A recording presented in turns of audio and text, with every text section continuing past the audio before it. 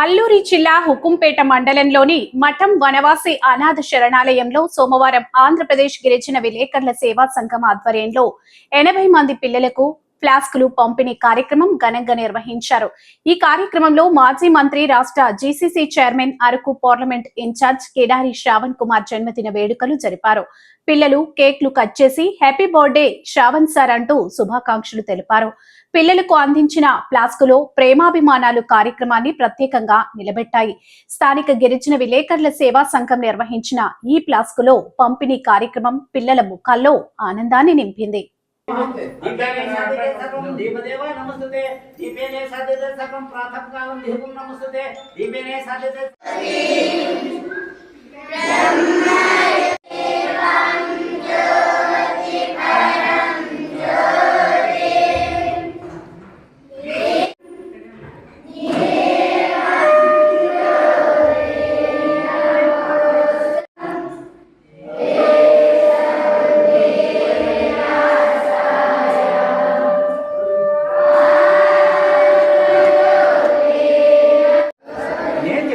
శ్రావణ్ కుమార్ గారు అలాగే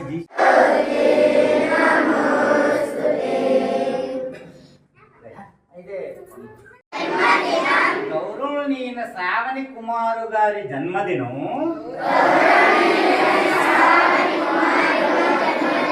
భవతు మంగళం తవ జన్మదినం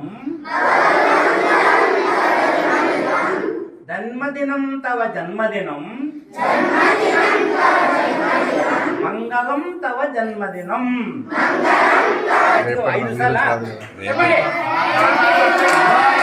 5 సార్లు